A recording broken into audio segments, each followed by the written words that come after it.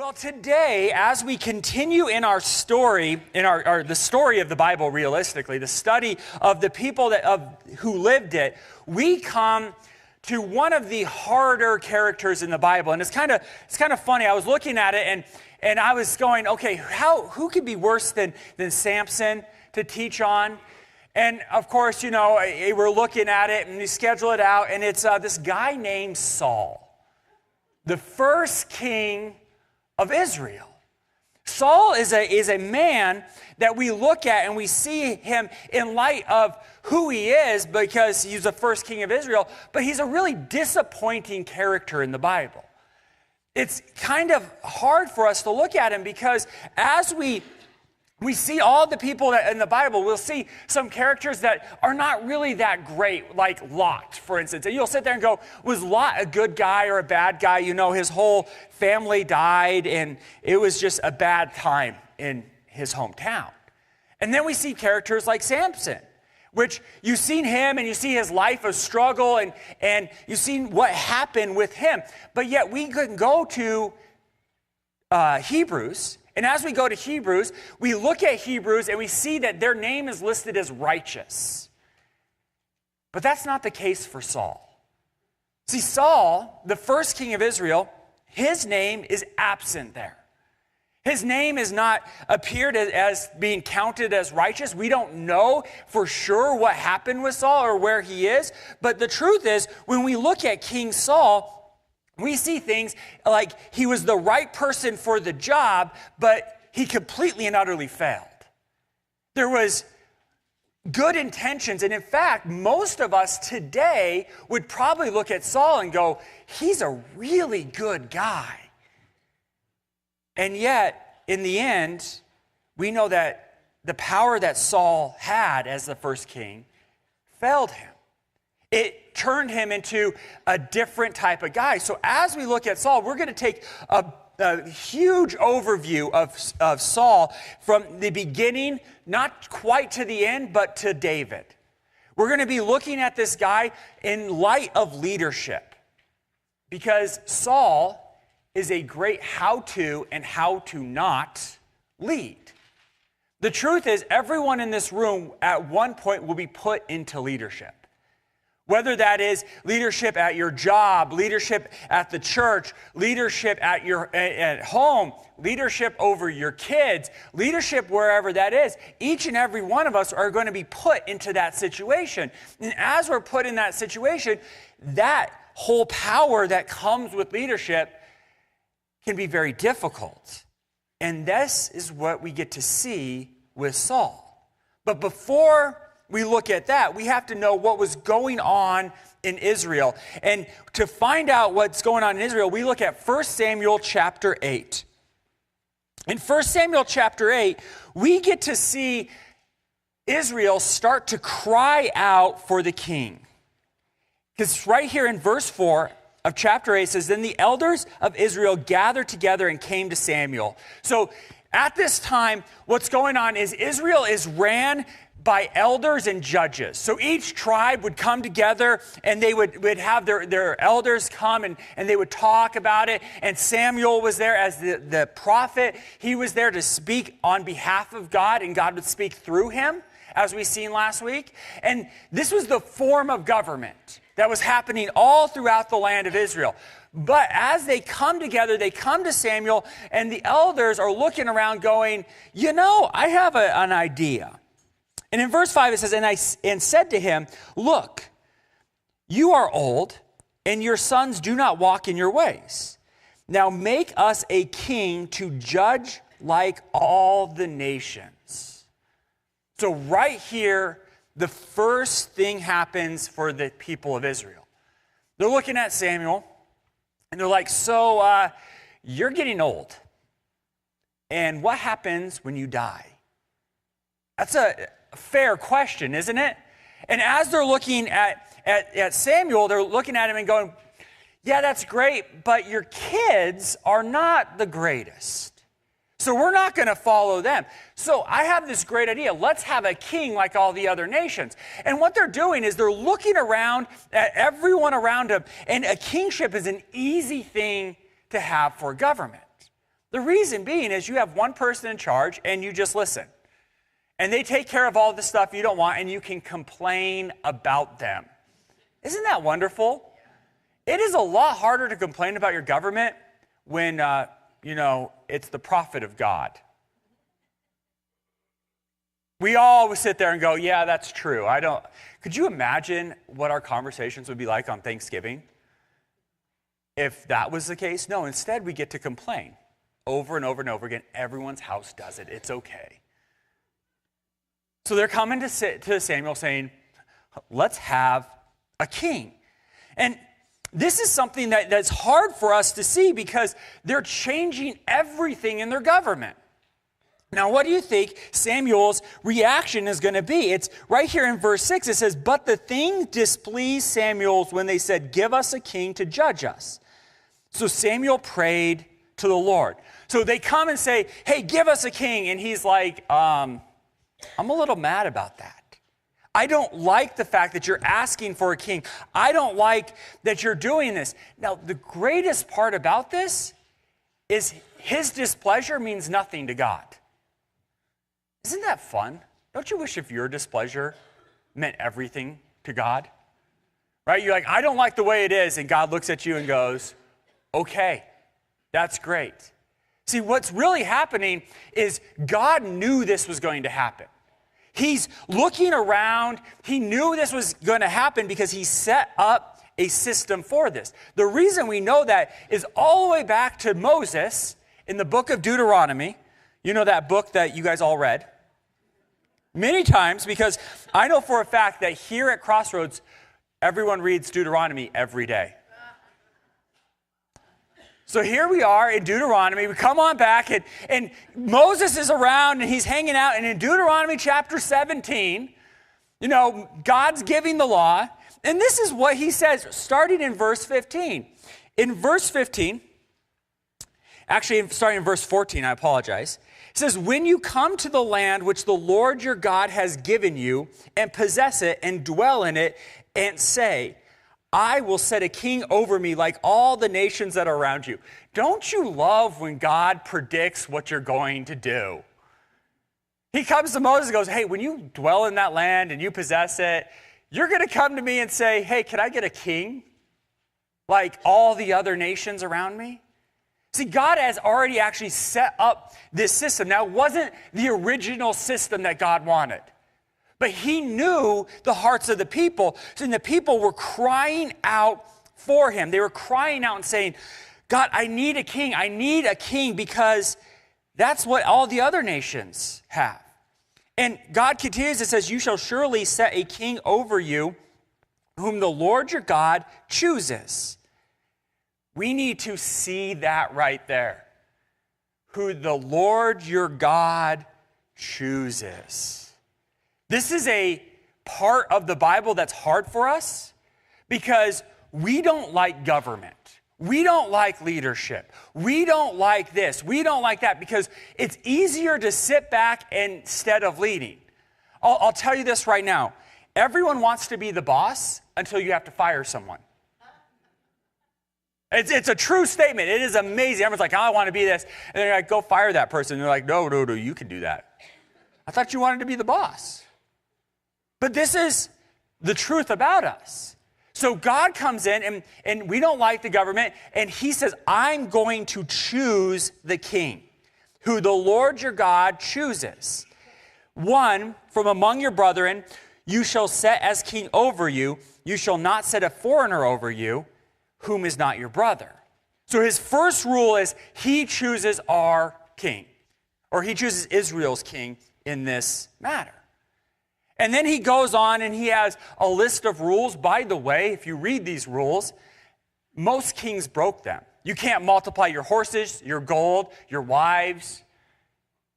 There's a guy named, David who did that. There's a guy named, right after him, Solomon who did that. This is the rules that God set. He said, I want you to set a king over me and you have rules. So Israel's demanding a king. But as they're demanding a king, we kind of also have to ask the question of, other than Samuel being old, why do they want a king? And this is where our leadership actually comes into play more than anything we can ever imagine. Generally, leadership starts because of a need. It's pretty simple, right? You see a need, you fill a need, if you like the Robots movie.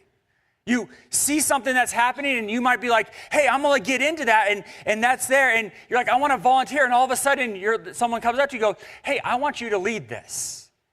And you're going, oh no. Because that's what's really truly happening. Because in the day of Israel, it says in Judges chapter 21, verse 25, it says, in those days, there was no king in Israel, and here's why it was such a big deal. Everyone did what was right in his own eyes. So it was absolute chaos. And so Israel's elders are looking around, and they're going, things aren't going well for Israel right now. I mean, the last prophet, Eli, his sons, were stealing. Not a great guy. And they're going, everyone's doing whatever they want. The Israel is in kind of a chaos. So like any good elder, with good intentions, they're looking and saying, we want a king. And as they say this, Samuel is just so mad. He's just like, oh, this is so rough. And yet God says, I know it displeases you. So he comes to God and he's praying to God. Samuel prays him, and the Lord answers in verse 7 and says to Samuel, heed the voice of the people in all that they have said to you, for they have not rejected you, but they have rejected me, that I shall not reign over them. Don't you love how calm God is? How many of us think that when we start sinning against God, he gets really, really angry?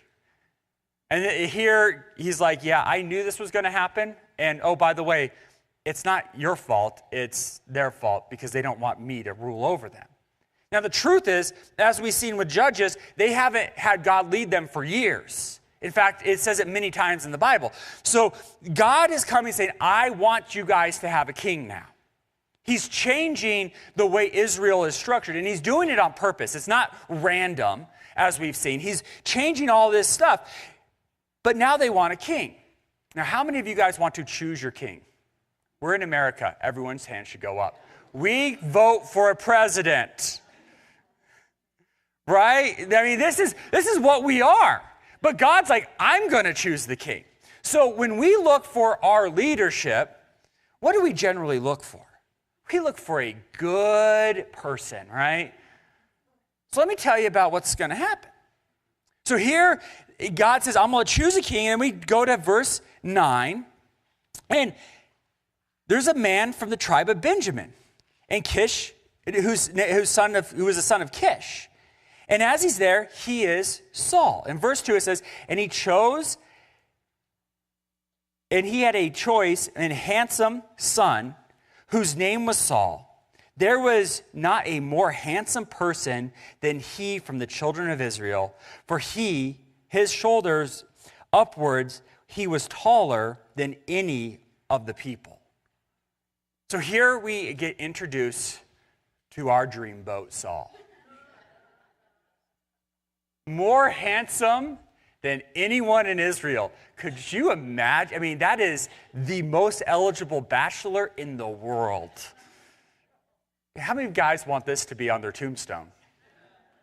No? Oh, you guys would raise your hand in private. It's okay. Here is Saul, and he looks the part. He's a handsome guy, and he's tall. You know being tall? You know the joy of being tall? Everyone sees you. And they're looking at him going, this is a good guy. So not only is he tall, I'm going to paraphrase what happens next. His dad loses a donkey. And as his dad loses a donkey, his dad looks at him and says, hey, can you go find my donkey? Like any good father to their son, right? You make your kids do things you don't want to do. Go find my donkey. And Saul is going all around. And we see this in the next couple verses, that he's going all around looking for this donkey. And he's trying to find it. He's actually being a great son. So Saul's starting off as one of the nicest guys you can ever meet. He honors his parents. He looks the right way. He's everything we would want. He looks good. But he can't find this donkey. So in verse 11, Saul has an idea. And that is, he wants to go to the city where the man of God was, right here in verse 10. Because if you can't find something, what do? You ask God for it. How many of you guys have asked God to find your keys? Lord, just help me find my keys. Saul was just like us. Lord, just help me find my donkey. And yet, in this, he had the privilege of going, there's a prophet of God in this city. Let's go ask him.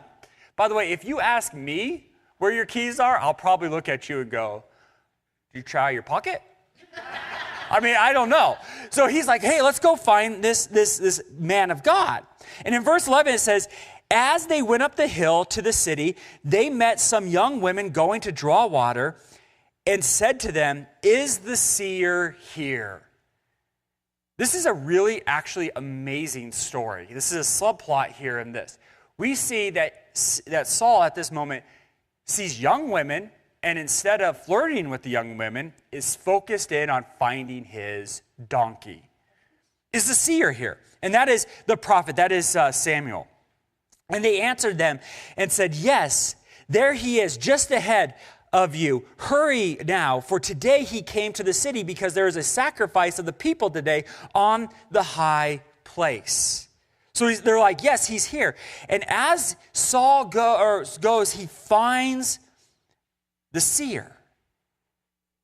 Because it says, as soon as you come into the city, you will surely find him. He goes up to the high place to eat, for the people will not eat until he comes, because he must bless the sacrifice. Afterwards, those who are invited will eat. Now therefore go up, for about this time you will find him. So they went up to the city. As they were coming into the city, there was Samuel coming towards them on his way up to the high place. So now get this picture. Here's Saul. They're like, go find Samuel. He goes up to the high place and he eats by himself. Now, did you notice why Samuel eats by himself? Because all the people are ready for him to come down and bless the food. No one eats with him. But yet these young ladies say to the tall, dark, and handsome Saul, hey, just go up and talk to Samuel. Just go up and talk to him. So they're going up, and God orchestrates this to come together.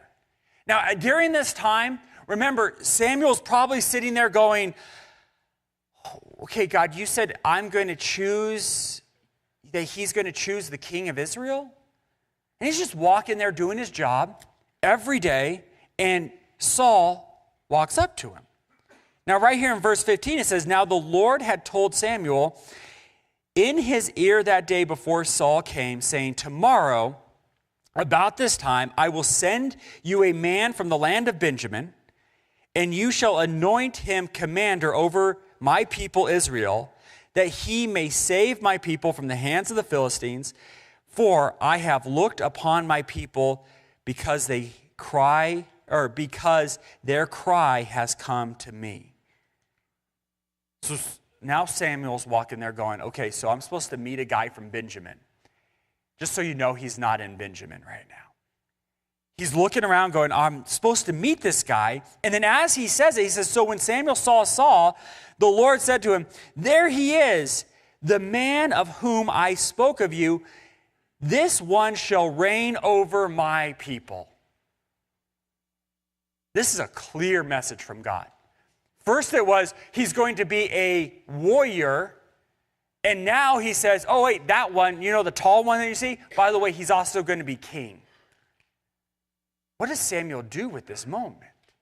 What does Samuel come in and say about Saul? So he sees Saul, and as they're there, so when Samuel saw Saul, the Lord said to him, there he is, or go on next to the next verse 18. It says, then Saul drew near to Samuel in the gates and said, please tell me where the seer's house is. Samuel answered Saul and said, I am the seer. Go up before me to the high place, For you shall eat with me today and tomorrow, and I will let you go and will tell you all that is in your heart. And then notice this, but as for your donkey,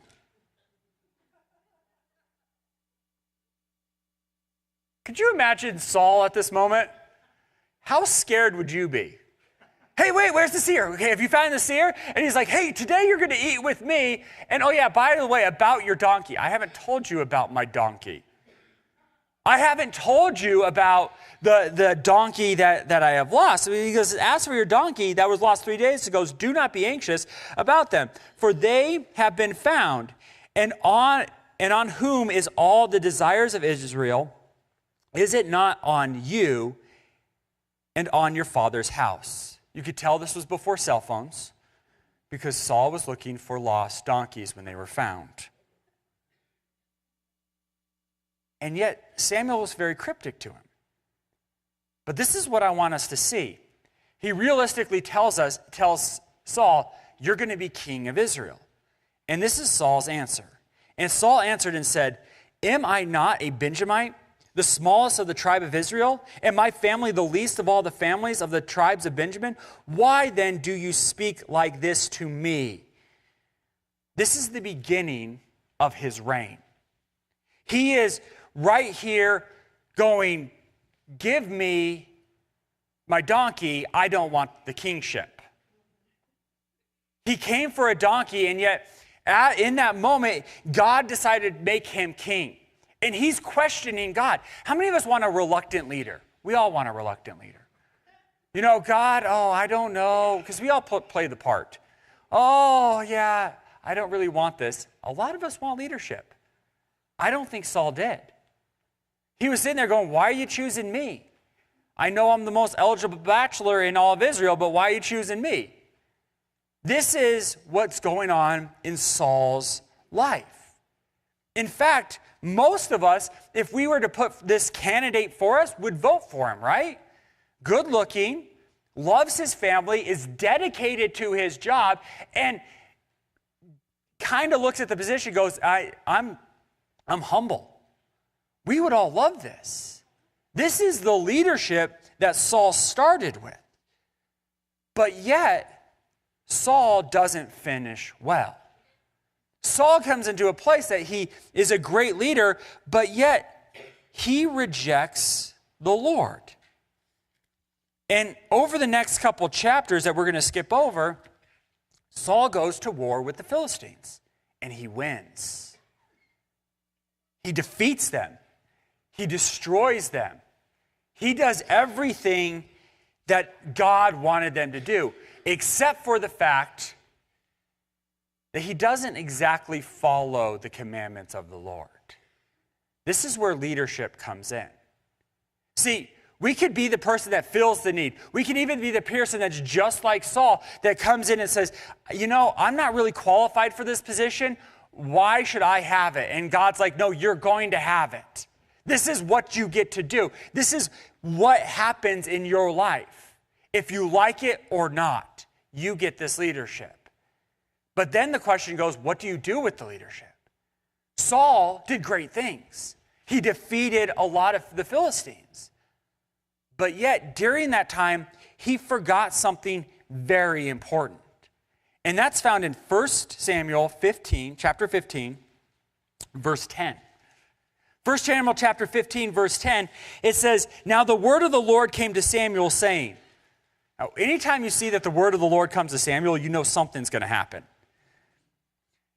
And this is what he says, I greatly regret that I have set up Saul as king. Aren't those pleasant words? How much would you love your leadership position for God to come and look at you and say, I greatly regret that I ever gave this to you? Now, we just looked at why he got the position. We looked at the fact that he was good looking, he was a reliable person, but yet God greatly regrets it. And this is the reason why. For he has turned back from following me and has not performed my commandments. And it grieved Samuel, and he cried out to the Lord all night. This is the first thing that we actually learn about leadership. The first thing about leadership, and this is wherever we are. Because remember, Saul is king. Yes, God is part of Israel, but he's on the battlefield all the time. We look at that as a job. The first thing about any leadership that we are in is that we must keep the commandments of the Lord. That is the very first thing that we need to know. In fact, it was so important that Jesus said this in John chapter 14, verse 15. John chapter 14, verse 15, it says, "If you love me, keep my commandments." Do you notice that that doesn't have a qualifier of say, "If you love me, keep my commandments in church"? "If you love me, keep my commandments when no other Christians around"? No, he comes and says, "If you love me, keep my commandments." And we see what happens to God when we don't do that. It grieves God. It grieves the Lord. So in this leadership, God is looking at Samuel saying, I'm really sad that I put Saul in charge. I'm really displeased with this. And the reason God is mad at him and that he didn't follow his commandments was because he was not supposed to take the livestock from one of his battles. But the livestock looked good. See, this is where leadership starts to wane. We know that the first thing of leadership is that we're supposed to keep God's commandment, but then we see why Saul didn't. And the reason that Saul didn't, in verse 15, Saul said to them after he performed a sacrifice to the Lord, and Samuel says, "Who are these oxen?" Saul says to him, they have brought them from the Amalekites. For the people spared the best of the sheep and the oxen to sacrifice to the Lord your God, and the rest were utterly destroyed. He was supposed to destroy all of them. And instead, he was like, perks of leadership, I get this. That is completely opposite of following God's commandments. See, God said destroy all of them, not just all the bad ones.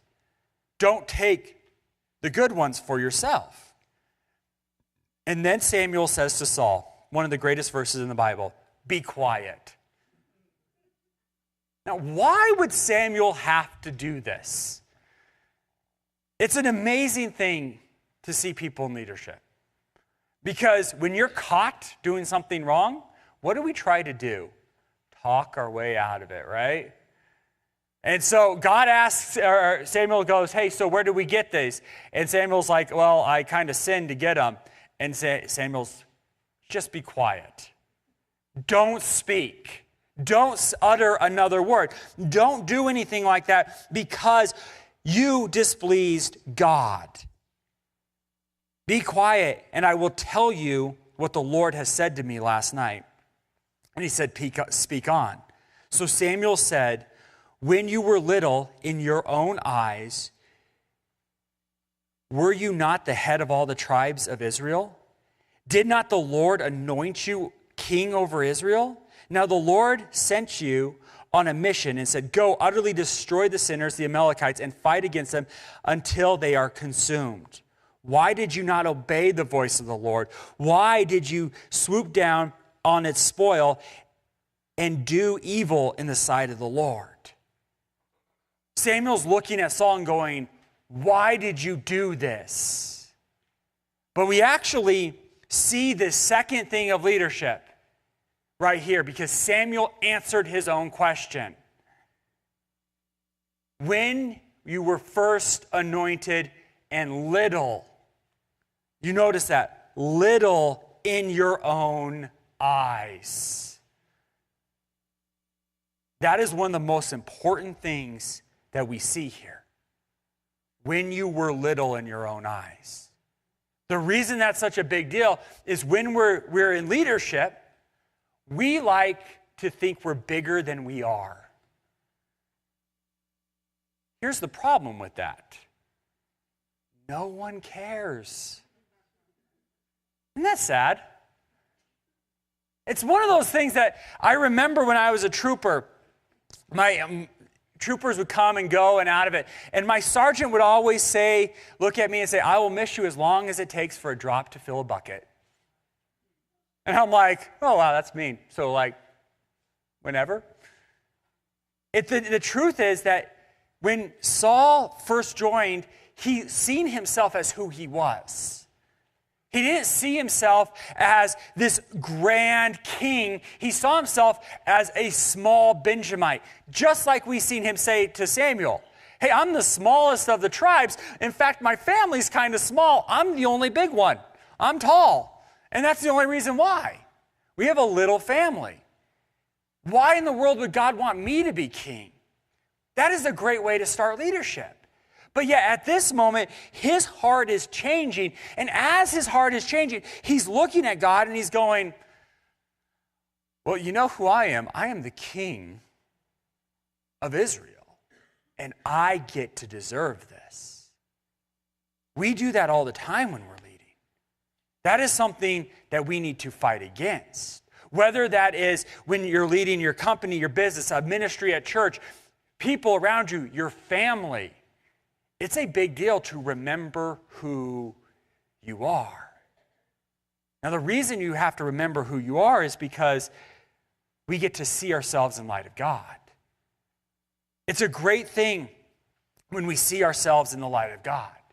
Because when we remember who we actually are, and I mean actually are, not when we lie to ourselves and go, everyone loves you, because someone doesn't.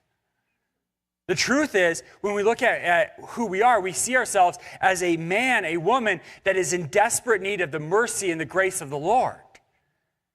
And when we see that, we can go and see other people and go, you know what? You're in desperate need of the mercy and grace of the Lord. You know why? Because I'm in desperate need. We can be friends. We can see eye to eye. See, that is a leader that we can always get behind. That's a leader that we should all strive for, is not letting the position go to our head. And yet, it happened to Saul. And Saul said to Samuel, but I have obeyed the voice of the Lord. I have gone on the mission of the Lord has sent me, and brought back Agag, king of the Amalekites. I have utterly destroyed the Amalekites. But the people, did you notice this? He takes it one step further. I've done what I was supposed to do. Do you notice that Samuel said, no, you haven't? Had nothing to do with the people.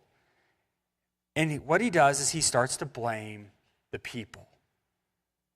Blame the people. But the people took the plunder, the sheep and the ox, the best things which should have been destroyed to sacrifice to the Lord, your God. Leaders can't blame people. People are people.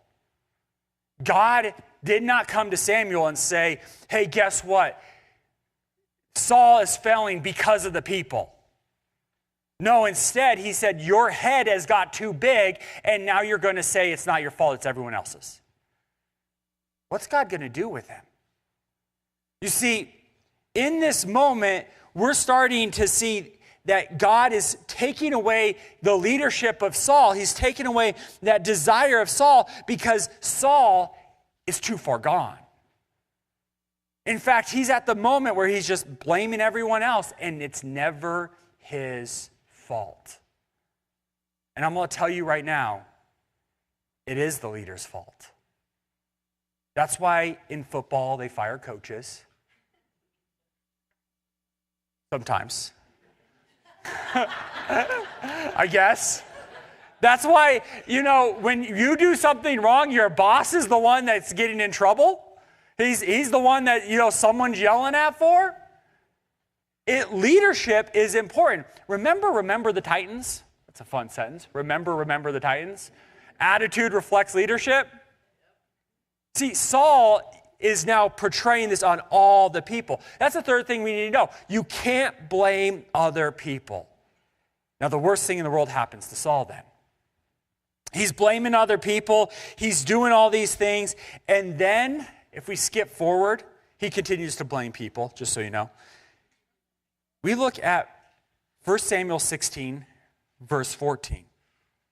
And this is the saddest verse in the Bible. But the Spirit of the Lord departed from Saul. How horrible is that? I mean, God blessed Saul with his spirit, his guidance, his wisdom. And yet, at this moment, Saul, in his stubbornness, refused him. And the Spirit of the Lord departed from Saul, and a distressing spirit from the Lord troubled him. Isn't that beautiful? All of a sudden, he went from blaming the people to now just being angry. Distressing spirit. This is the verse that we see Saul start to change. And Saul has an answer for it. And Saul's servants said to him, "Surely a distressing spirit from God is troubling you." Everyone is seeing this distress, seeing the pain, seeing what's going to happen to God or to Samuel. And they know that it's going to turn out bad. This is where we start to introduce David. David comes in, and David is a very skilled harp player. So what he does is David comes and he starts to play the harp for Samuel or for Saul, and Saul was pleased with that. He was excited about that. This is an important thing that we see. In fact, Saul loved David because it says in verse 21, "So David came to Saul and stood before him, and he loved him greatly, for he was his armor bearer." But there's a huge problem now. Saul loves David. He loves him. He's excited about him. He wants to see David play the harp for him. But God has different plans. If you look in between these, and we're not going to go into David, we see that David is anointed as king. Saul's not dead yet. Isn't that interesting? In fact, David is playing a harp for him. He's hanging out going, "Yay, I get to hang out with the king," even though Samuel broke a vase of oil over my head. And I am now the rightful king of Israel. But yet, he doesn't actually possess the position. He is in that position. And the distressing spirit doesn't leave Saul. See, what happens here that we need to know and see is that as we are leaders, we will be replaced. Did you know that? No one can hold a position forever. You will die, and you will be forced to be replaced. You will quit your job. You will be replaced. Your kids will grow up and leave your house and will not listen to you at all. You are replaced. It will happen. It happened to Saul. Now, remember, this is for our leadership, so we're going to look at it in kind of a good light. What do we do when we get replaced? How are we supposed to respond? Most of us don't like it. It doesn't feel good. It feels like we're being rejected by God. Now, Saul was. But most of us look at it and go, "Oh, this is bad. This is real bad." See, what's happening here is Saul is going to respond out of his flesh. But we need to, in leadership, in all of our positions, respond in God. And the truth is, and I'll tell you this right now, my prayer is that there's people a lot better than me around me at everything. Because I'm not that good. Because once again, I can look in the mirror and go, failure there. And David is replacing Saul. But Saul doesn't quite respond the same way. And this is how we know it. Because David is a great warrior. So as they're hanging out, David and Saul go out to war. And remember, Saul was set there to kill Philistines. And in verse 7 of chapter 18, it says, so the woman sang, they danced.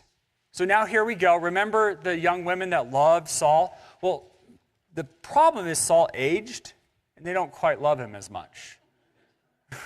It's weird. It's weird how that works, right?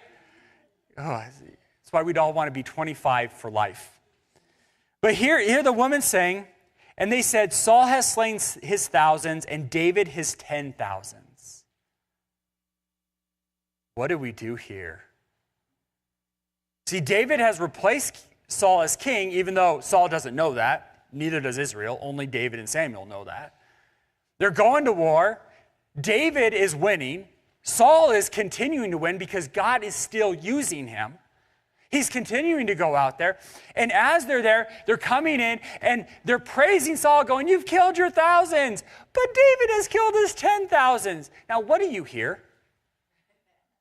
David has killed more than me. He's better. People are saying he's better than me. Don't you know what I have done? See, the truth is, we can hear this that way, or we can hear it another way. Man, God is winning, isn't he? God is killing thousands plus 10,000s of people. It is amazing to see what God is doing. But that's not how Saul sees it. Instead, he doesn't care well for his replacement. Because in verse 8 it says, then Saul was very displeased, and the saying displeased him. And he said, they have ascribed to David 10,000s, and to me have ascribed only thousands. Now what more can he have but the kingdom? Well, he has it already, actually. But that's okay. So Saul eyed David from that day forward. And it happened on the next day that a distressing spirit from God came upon Saul. Now, we're not going to get into too much of that. Yes, God allowed this distressing spirit to fall on Saul. There are times when God took away his Holy Spirit and made it abundantly obvious that that wasn't there, that the Holy Spirit wasn't there. So it fell upon Saul, and he prophesied in his house. So David played music with his hand and at other times, but there was a spear in Saul's hand. Isn't this beautiful? He's playing music, and the guy has a weapon in his hand. So I will ask the musicians after service, how would they like it if we all had like knives and guns pointed at them?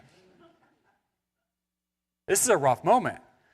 So here they are, he's holding a spear, and Saul cast the spear, for he said, I will pin David to the wall. But David escaped his presence twice. See, this is not the way we're supposed to treat our replacement. The truth is that as God gives us something, we know he can take it away. We know that no matter what we have, it's for a short period of time. And the truth is, we can hear sayings like, Saul killed his thousands and David killed his 10,000s and view it as a competition between the two. But the truth was, that was for Israel, not for David and Saul. God was doing it through them, not because of the people in leadership. But Saul didn't see that. In fact, he's seen it the other way. He was like, well, if I kill him, guess what? It's all mine. Now, we are rational people here, and we can know this. If Saul can only kill thousands and David can kill 10,000s, this goes back down to thousands. It's not going to be good for Israel. That's not good for the people of Israel. In fact, it was great when David and Saul were together. It would have been amazing for David and Saul hanging out and actually doing the work together, because they allow for David and Saul to fight the Philistines united in God. That's true leadership.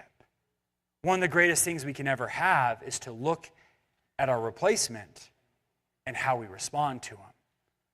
Whether that be is our kids changing the way they live their lives, whether if that's, someone coming in at work and you're doing things that you never thought of and you're kind of mad about it. I've been there going, man, that was a good idea. Why didn't I think of that? Whatever it is, how are we going to respond to that person? This is the life of Saul. And from the life of Saul, we get to learn those 4 basic things that we need to keep God's commandments. And if we stay right there keeping God's commandments, we won't forget who we are. We won't let our leadership go to our head. We won't then blame the people when things go wrong. We'll look at ourselves and go, yep, that's a failure on me. Just like Samuel looked at Saul. And finally, we are going to be looking at the people around us and saying, how can I build them not only to replace myself, but put them in a position to succeed on their own?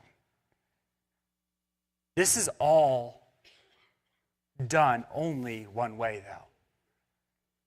And it's only done with the grace and the mercy of Jesus Christ.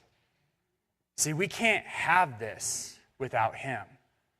The last thing that we see is that Saul's failures were completely centered around the fact that he forgot God. And yet, we will fail in leadership. I will guarantee it. I will guarantee it. Every person in this room, I will fail in leadership. I will do everything wrong if I don't keep Jesus at the center. That is important for us to know. That is the difference, as we'll see, between David and Saul. And David does worse things. Let us pray. Lord Heavenly Father, I thank you for giving us examples. Lord, I thank you for giving us examples of your glory, your grace, but also you give us examples of failure, of our human condition, of the times that we have where we can look at men like Saul and say, wow, that didn't go well. How can we learn? Lord, I ask that as we walk out here, in whatever position, whatever capacity we have, that we lead, that we follow, that we can do it completely and utterly and wholly in you. And we can remember who we are in you and follow your commandments, Lord. In Jesus' name,